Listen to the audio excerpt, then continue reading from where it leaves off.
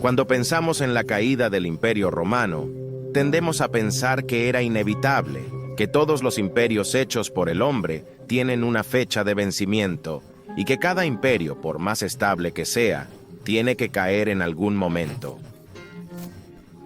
Creemos que el Imperio Romano se había vuelto viejo, corrupto, débil y tenía que caer tarde o temprano. Pero para los contemporáneos, la caída del imperio nunca fue un hecho dado. Y de hecho, muchos romanos pensaron incluso tan tarde como el siglo V que los problemas del imperio pasarían de nuevo. ¿El imperio no había ya visto tiempos muy malos y había sobrevivido? ¿No habría resistido el imperio las invasiones bárbaras antes, durante la crisis del siglo III, y habría sobrevivido?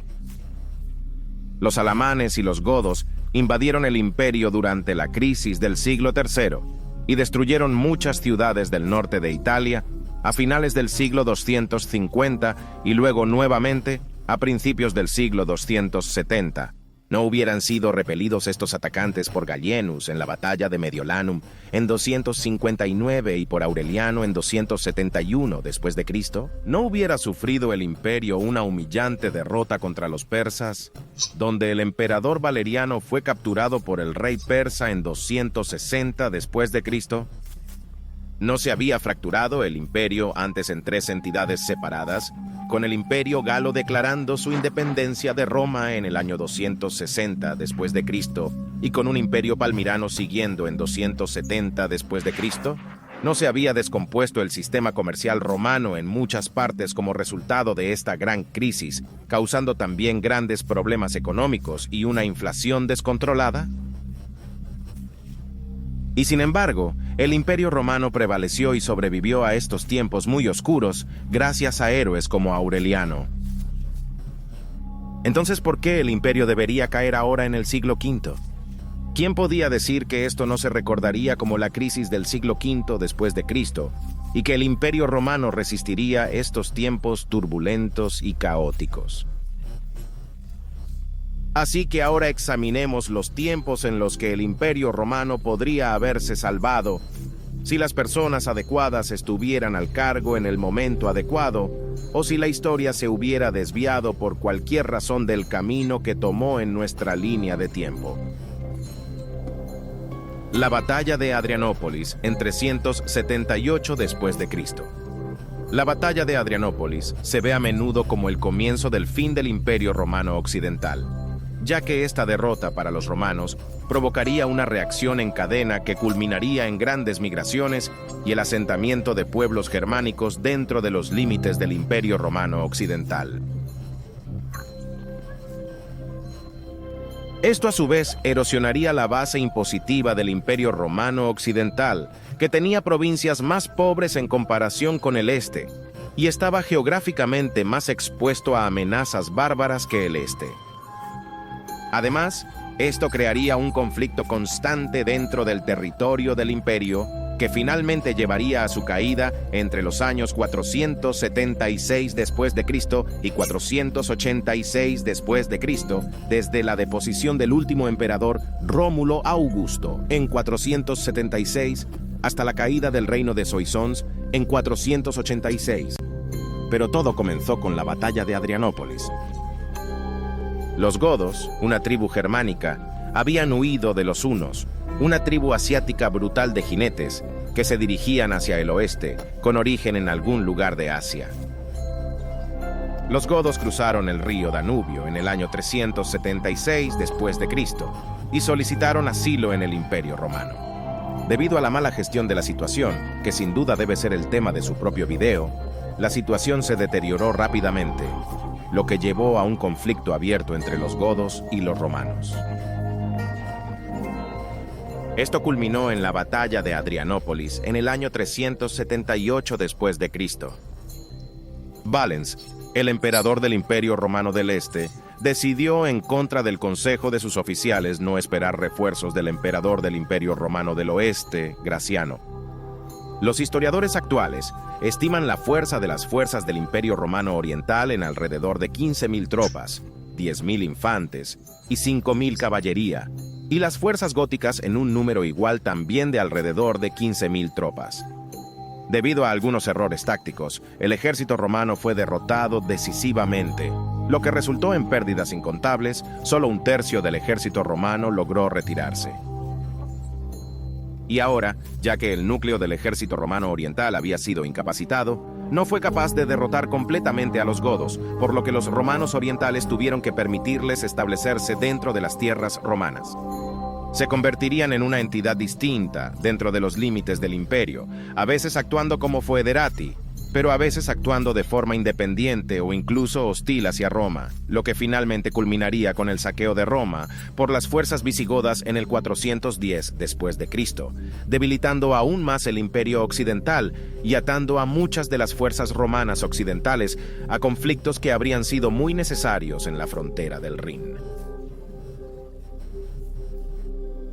Si Valens hubiera esperado a Graciano, los romanos habrían tenido muy buenas posibilidades de ganar esta batalla, y la historia habría tomado un camino completamente diferente. Los godos podrían haber sido reducidos al estatus de foederati temprano, y nunca habrían llegado a ser una entidad distinta dentro del imperio. Por lo tanto, las tropas romanas occidentales no habrían estado involucradas en muchas batallas con los visigodos, sino que habrían podido concentrarse en la frontera del Rin y posiblemente incluso evitar el cruce del Rin en el año 406 después de Cristo. En esta línea de tiempo, el Imperio Romano Occidental podría haberse estabilizado y las tribus germánicas no habrían invadido el imperio, sino que podrían haberse asentado en las fronteras del imperio como fuerzas foederati. Así, el Imperio Occidental podría haber sobrevivido durante unos cientos de años más, o incluso hasta la actualidad, en alguna forma. La batalla del río Frigio en el año 394 después de Cristo, una de las mayores desgracias para el Imperio Romano Occidental que a menudo se pasa por alto, es la batalla del río Frigio. En este conflicto, el usurpador romano occidental al trono, Eugenio y su magister militum Arbogast, se enfrentaron al emperador romano oriental Teodosio y su magister militum Flavio Estilicón. El ascenso al poder de Eugenio y Arbogast será el tema para otro video. Es especialmente interesante ya que esta fue la última vez que los viejos templos paganos y habríamos presenciado los viejos ritos paganos realizados en Roma por última vez. Teodosio, sin embargo, no reconoció a Eugenio como el legítimo emperador del Occidente, e intentó hacer de su hijo Honorio el emperador del Occidente. Él marchó contra Eugenio y Arbogast, y las dos fuerzas armadas opuestas se encontraron en el río Frigio el 5 de septiembre de 394 después de Cristo. Esta batalla merece un video entero para sí misma. Ambos ejércitos tenían un tamaño de alrededor de 50.000 tropas y la batalla comenzó bien para Eugenio y Arbogast.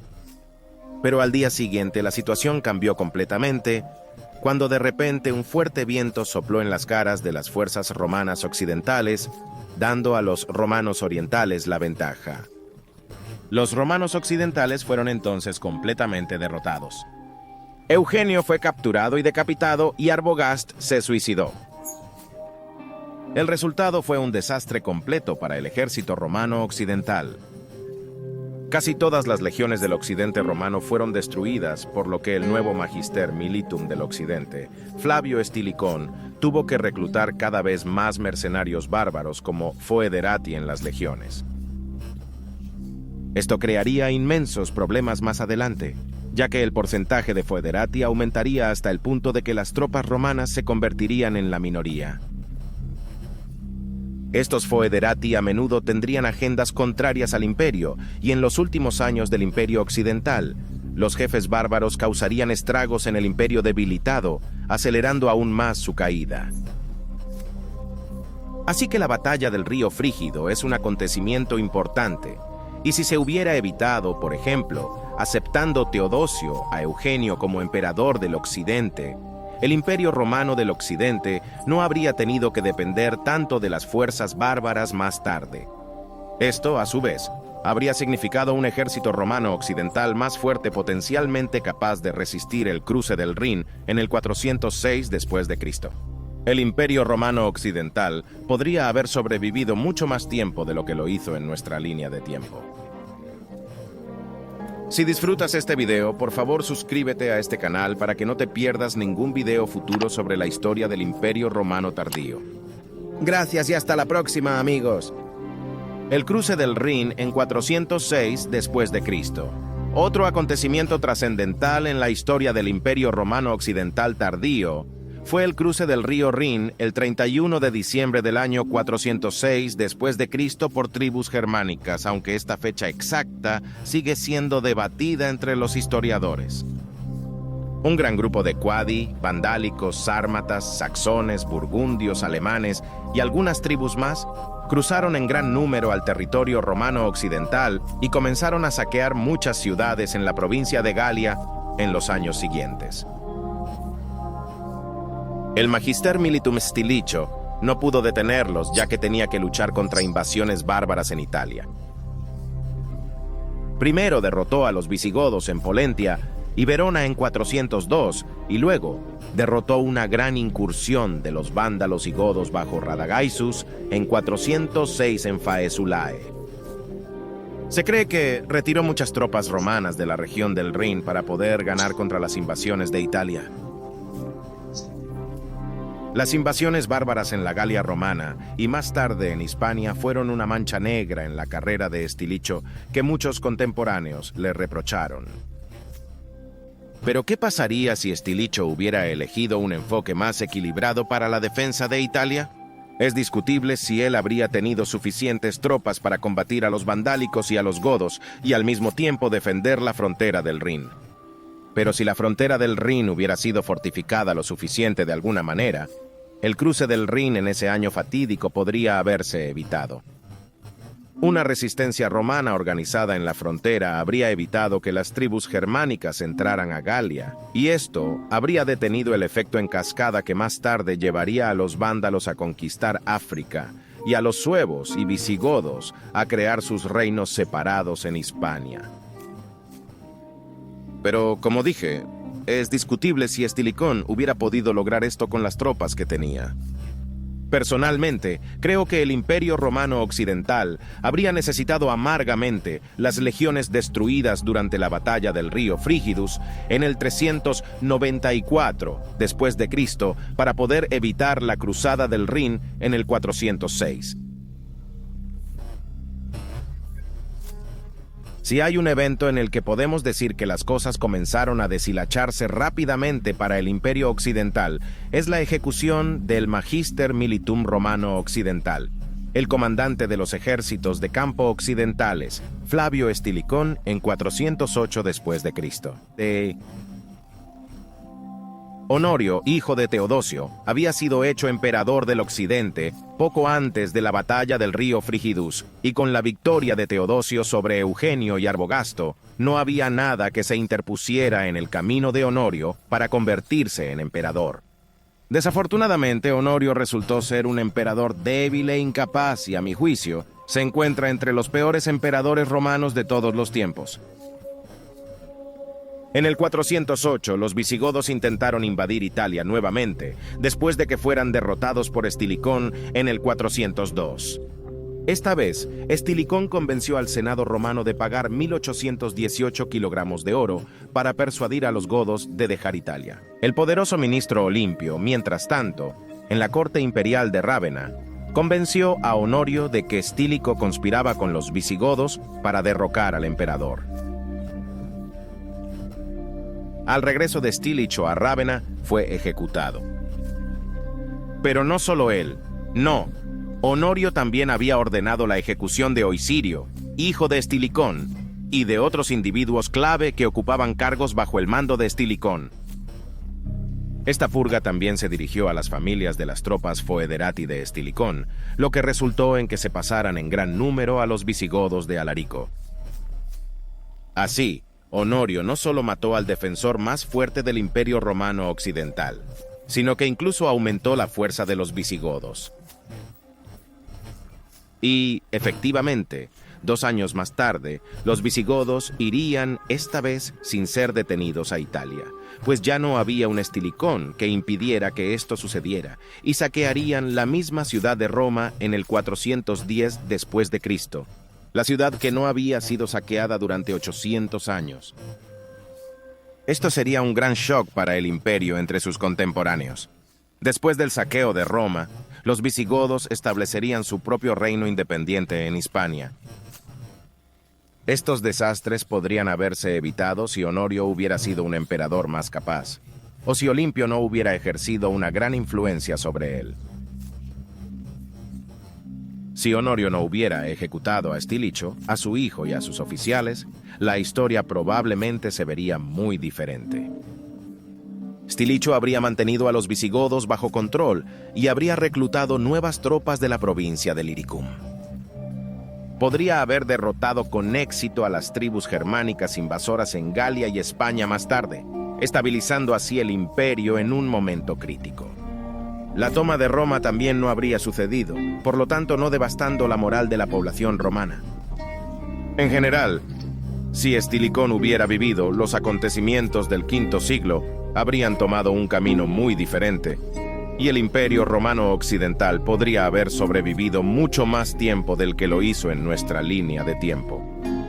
Los vándalos conquistaron África entre 429 y 439 después de Cristo. Después de la ejecución de Stilicho, el muy capaz comandante Constantius III logró estabilizar algo el Imperio Romano Occidental. Alcanzó el rango de Magister Militum en 411, sofocó la rebelión de Constantino III y libró guerra contra los visigodos, derrotándolos en 416. Entonces derrotó a varias otras tribus germánicas, recuperando el control de gran parte de España y Francia para el 420. Desafortunadamente, él ya murió en el 421. Más tarde, el también muy capaz Flavio Aecio llegaría al poder, convirtiéndose en Magister Militum del Oeste en 429. Desafortunadamente, otros poderosos comandantes militares estaban enfrascados en una lucha por el poder con Aetius. Esto fue para un Flavio Félix, el Magister Utriusque Militiae de Italia, y el otro fue Bonifacio, un general y gobernador en la provincia de África. Félix acusó a Bonifacio de querer crear su propio reino en África romana. Por lo tanto, Félix envió a sus foederati góticos para derrocar a Bonifacio. Así, como tan a menudo, los romanos luchaban entre ellos mientras los bárbaros golpeaban las puertas, una imagen muy típica en estos tiempos, donde la guerra civil era la regla, no la excepción. Los vándalos vieron esta lucha por el poder y decidieron cruzar desde España a África en el año 429 después de Cristo, con su población de 80.000 personas. Mientras tanto, Aetius se había aliado con Bonifatius, y algunos piensan que fue por orden de Aetius que Félix fue asesinado en el año 430 después de Cristo. En los años siguientes, Bonifacio intentó defender África contra los vándalos, pero sin éxito, los vándalos avanzaban. Para empeorar las cosas, ahora estallaron hostilidades entre Bonifacio y Aecio, y Bonifacio abandonó África para luchar contra Aecio. Fue mortalmente herido en la batalla de Rimini en 432, dejando solo a Aecio como el único Magister Militum. Esta guerra civil entre Félix, Bonifacio y Aetius no solo desestabilizó el imperio y de nuevo lo desangró de tropas vitales necesarias para defenderse de los invasores germánicos, sino que efectivamente dejó a África sin protección y permitió que los vándalos conquistaran esa vital provincia romana. Para el 439, incluso Cartago había caído ante los vándalos, quienes ahora habían establecido su propio reino. Sin el suministro de granos de África, Roma no podía mantener a su población y comenzó a declinar. Varios intentos de reconquistar África más tarde fracasarían. Así, la invasión de África fue un factor importante en la caída del Imperio Romano Occidental, y esto es una mancha negra en la carrera de Aecio. Muchos historiadores lo ven con una luz crítica debido a su incapacidad para evitar que ese desastroso evento sucediera.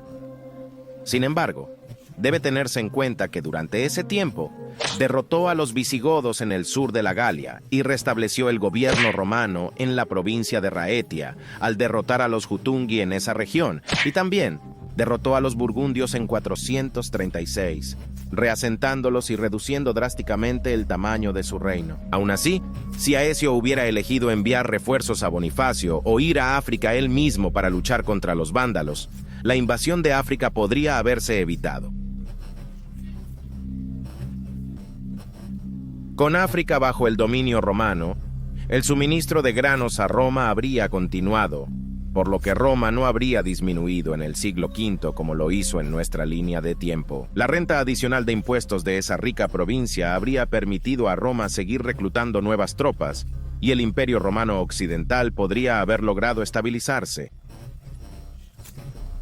Sin los asaltos vándalos acosando al imperio, las tropas romanas habrían podido asegurar el estatus de foederati de las tribus germánicas durante décadas, evitando así que los invasores germánicos formaran sus propios reinos en territorio romano. En esta línea de tiempo, el Imperio Romano Occidental habría tenido muchas mejores posibilidades de sobrevivir hasta después del 476 después de Cristo. Podemos ver que la caída del Imperio Romano Occidental no estaba predestinada, pero del 378 al 429 habría muchas oportunidades para evitar la caída, o al menos para posponerla hasta un tiempo mucho más tarde. En el próximo video vamos a ver 5 otros acontecimientos trascendentales en la historia tardía del Imperio Romano, donde el imperio podría haberse salvado hasta mediados del siglo VII. Gracias por ver, amigos de la historia romana, y bene vale amici.